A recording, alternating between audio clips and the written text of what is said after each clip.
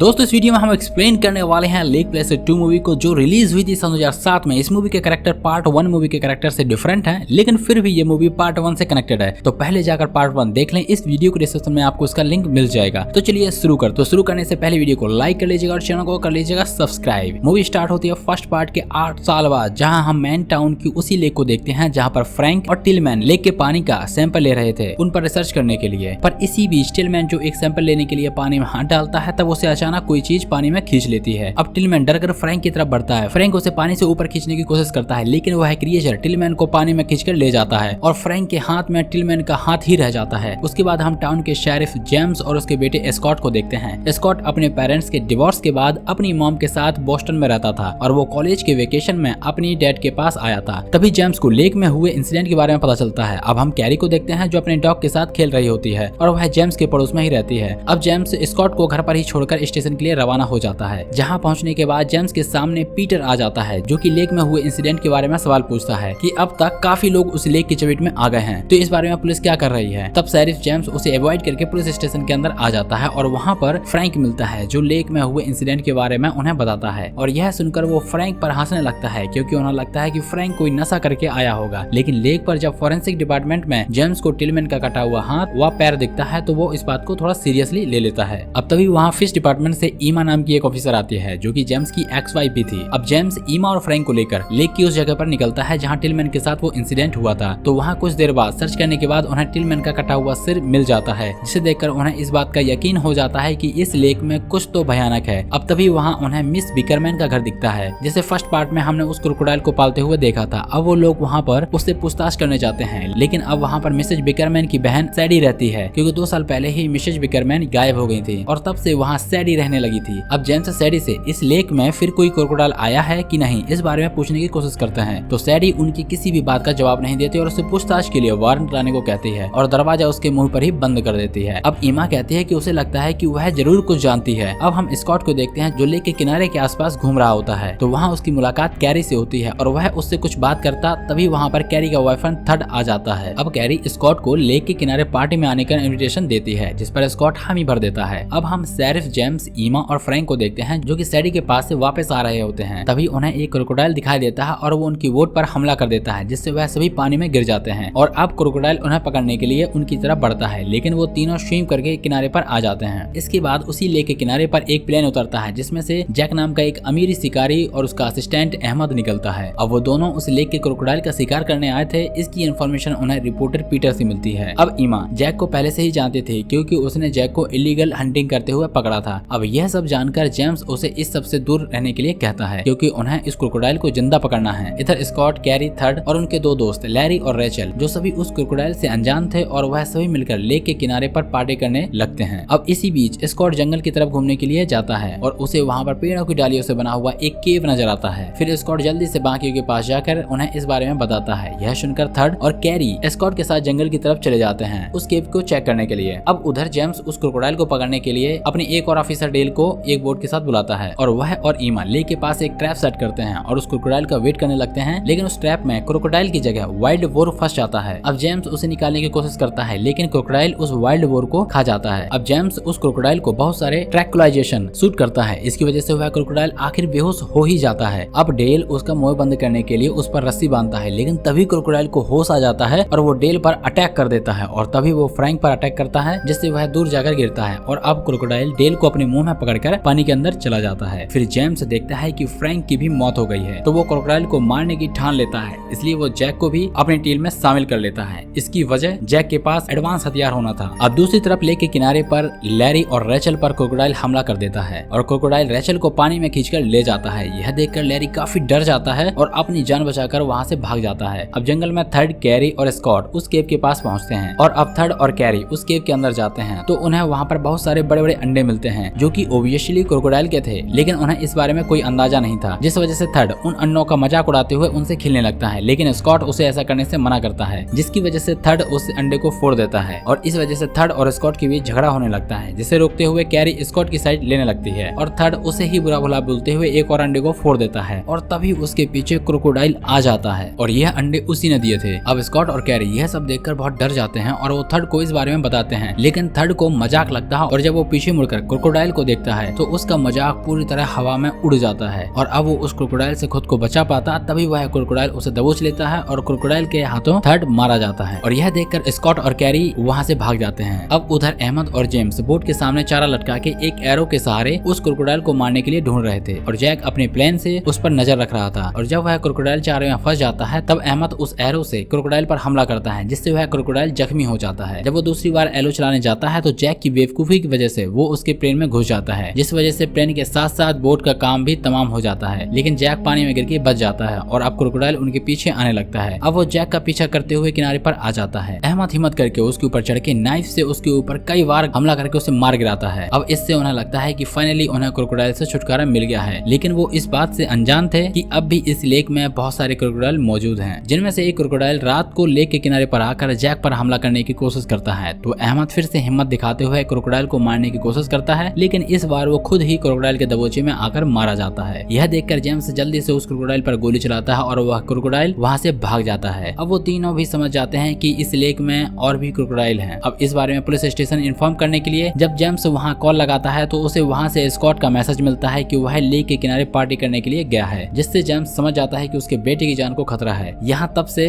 Scott और carry crocodile से भाग रहे थे तो उन्हें वहाँ पर लैरी भी मिल जाता है, जहाँ पर उन तीनों को थर्ड और रेचल के बारे में पता चलता है। पर अब उन तीनों के लिए सबसे ज्यादा जरूरी था उस क्रोकोडाइल से अपनी जान बचाना जो उनके पीछे ही था। तो वह तीनों क्रोकोडाइल से बचते हुए एक पेड़ पर चढ़ जाते और उसी पेड़ के ऊपर रात गुजारने की ठान लेते हैं। अब जेम्स ईमा और जैक को लेकर सीधा सैडी के पास जाता है, क्योंकि सारा इंसिडेंट क्रोकोडाइल के साथ जुड़ा हुआ था, तो इस बारे में सैडी को कुछ न कुछ पता होगा और ऐसा होता भी है। सैडी यहाँ पर कन्फेस करती है कि वह भी इतने साल से मीट खिलाकर उन क्रोकोडाइल को पालती है, जो कि टोटल 3 है और उनमें से एक फीमेल है और वो उन्हें अपने बच्चों की तरह ट्रीट करती है। अब यह सारी बात सुनकर जेम्स साथियों के साथ लेक की तरफ निकल जाता है स्कॉट और उसके दोस्तों को ढूंढने के लिए। तो इधर पूरी रात भर जंगल में पेड़ में बैठे रहने की वजह से स्कॉट और बाकी सब थक चुके थे, इसलिए वो तीनों पेड़ के ऊपर बैठे बैठे ही सो जाते हैं, जिसकी वजह से लैरी पेड़ से नीचे गिर जाता है। जब स्कॉट और कैरी का ध्यान जाता है तब वो देखते हैं कि लैरी उसी क्रोकोडाइल के ऊपर गिरा होता है, जिस पर पहले लैरी का ध्यान नहीं जाता। जब वो यह बात रियलाइज करता है तो वह वहाँ से भागने की कोशिश करता है, बट वो क्रोकोडाइल लैरी को खींचते हुए ले जाकर मार देता है। उधर जंगल में जेम्स को उस केव के पास थैड की बॉडी और क्रोकोडाइल के अंडे मिल जाते हैं। ईमा कहती है कि हमें फौरन इन अन्नों को लैब लेकर चलना चाहिए। अब ईमा जैक के साथ उन अन्नों को जमा करने लगती है और जेम्स ग्रेनेड लॉन्चर लेकर स्कॉट को ढूंढने निकल जाता है। और उधर स्कॉट और कैरी को मौका मिलता है पेड़ से उतरकर भागने का, लेकिन उनके पेड़ से उतरते ही वह बचे हुए क्रोकोडाइल वहाँ उनके सामने आ जाते हैं। लेकिन तभी कैरी की डॉग वहाँ आ जाती है, जिससे उन दोनों को वहाँ से भागने का मौका मिल जाता है, लेकिन एक क्रोकोडाइल उनके पीछे लग जाता है। तब जैसे ही वो क्रोकोडाइल उन पर हमला करता उससे पहले ही जेम्स वहाँ पर आ जाता है और उस लॉन्चर से क्रोकोडाइल के चिथड़े उड़ा देता है। इसके बाद जेम्स स्कॉट और कैरी को साथ लेकर सैडी के पास जाता है और वहाँ पर रहने के लिए कहता है और वो सैडी से कुछ मीट के पैकेट लेकर जंगल की उस केव के पास चला जाता है उस आखिरी और तीसरी क्रोकोडाइल को मारने के लिए। तो जेम्स उस क्रोकोडाइल को मारने के लिए जैक और ईमा के साथ एक प्लान बनाता है, जिसमें वो उन मीट पैकेट में एक्सप्लोसिव भरकर उस क्रोकोडाइल को उड़ाने का प्लान बनाते हैं। और उधर सैडी के घर में कैरी को इस बात का अंदाजा ही नहीं था कि कैरी ही उन क्रोकोडाइल को इतने सालों से अपने बच्चों की तरह पाल रही है। तो कैरी उन क्रोकोडाइल को अपने दोस्तों के मारने के लिए बुरा भला सुनाती है, जो बातें सुनकर सैडी को काफी गुस्सा आता है। इसलिए सैडी उसे सबक सिखाने के लिए किसी बहाने से लेक के किनारे पर ले जाती है, जहाँ पर वो क्रोकोडाइल आकर उसे अपना शिकार बना ले। लेकिन स्कॉट पानी में उस क्रोकोडाइल को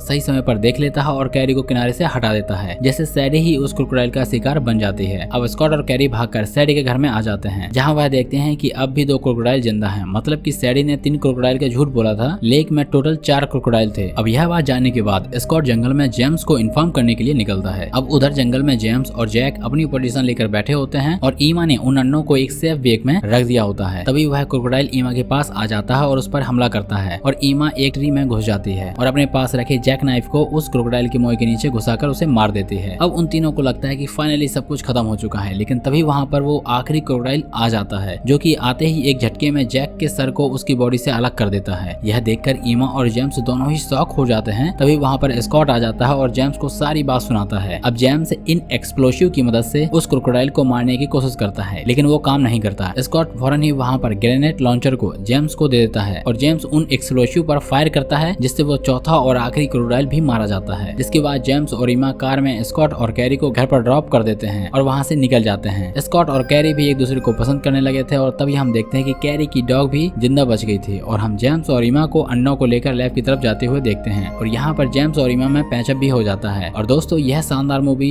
यहीं पर एंड हो जाती है। तो दोस्तों ये एक्सप्लेनेशन था लेक प्लेस 2 का। इसके आगे की स्टोरी देखने को मिलेगी आपको लेक प्लेसेड पार्ट 3 में, जिसका लिंक आपको इस वीडियो के डिस्क्रिप्शन में मिल जाएगा, तो वहां से जाके उसको देख लीजिएगा। तो दोस्तों आपको ये एक्सप्लेनेशन कैसा लगा मुझे कमेंट बॉक्स में बता सकते हैं। अगर अच्छा लगा हो तो वीडियो को लाइक कर लीजिएगा और चैनल को सब्सक्राइब कर लीजिएगा। Thank you.